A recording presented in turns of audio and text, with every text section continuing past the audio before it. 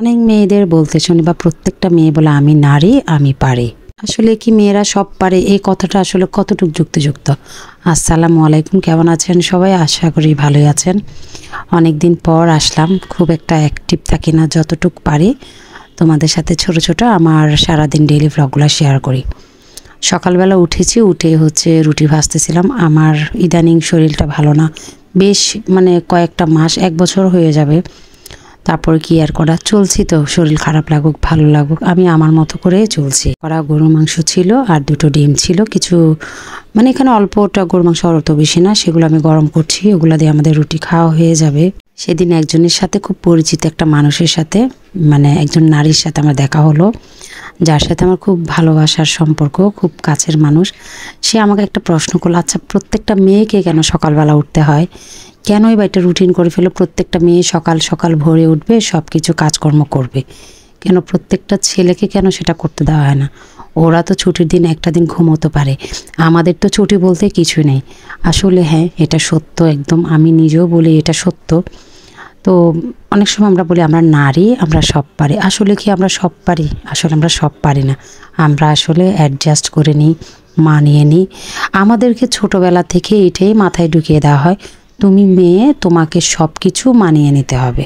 সেই সাথে বলা হয় একটা মেয়েকে ছোট্ট থেকে, একদম শিশু ছোট্ট থেকে তুমি কাজ কাম শিখো, তুমি এটা শিখো, পরের বাড়ি গেলে কিভাবে কি করবে।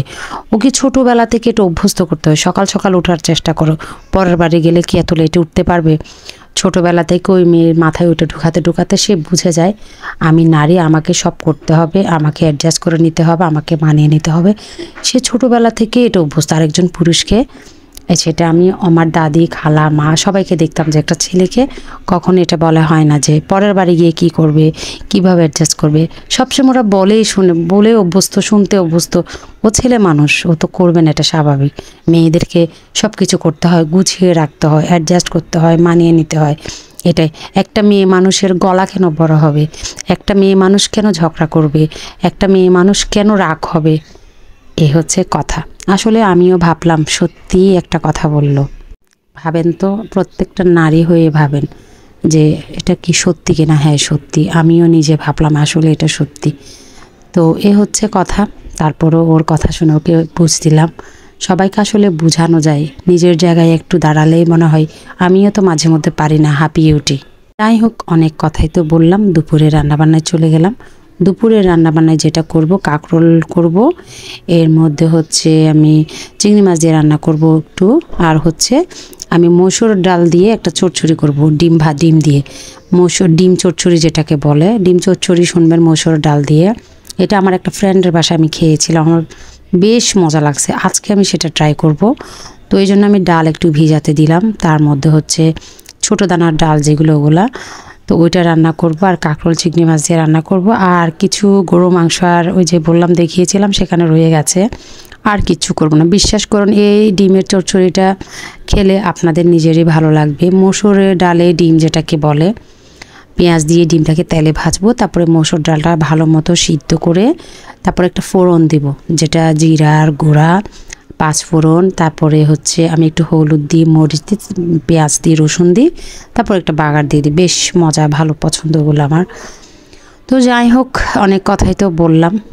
আসলে রান্নাবান্না আমার একান্ত, আমার যখন যেটা ভালো লাগে সেটা করি, খুব সিম্পলভাবে রান্না করি। আমি বাসায় যেহেতু একা মানুষ, সব দিকে আমাকে দৌড়াতে হয়, আমি চেষ্টা করি শুধু দুপুরবেলা কোনো রকম রান্নাটা করতে, না পারি নাস্তা বানাতে, না পারি কিছু করতে, এ হচ্ছে কথা, কিছু করার নেই।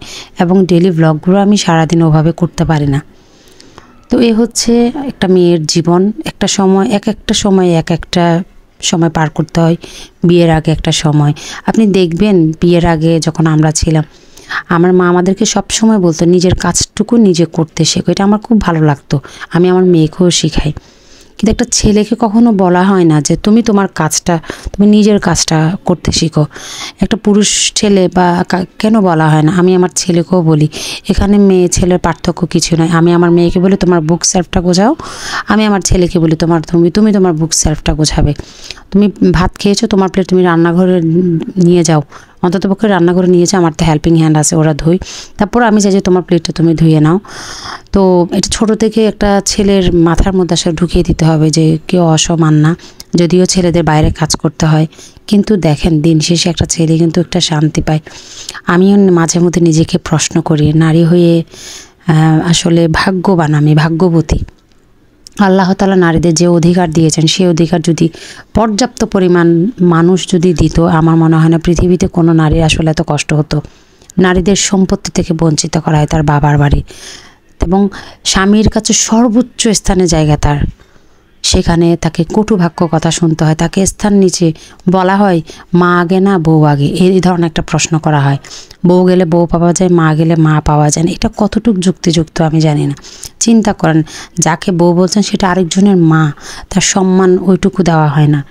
তো এরপরে হচ্ছে কাবিনের কথায় আসি। একটা মেয়ের উপর যতটুকু কাবিন ধরা হয়, আসলে কি কোনো স্বামী মানে একদম পারফেক্টলি কখনো কি তার কাবিনটা কখনো বুঝিয়ে দিয়েছেন?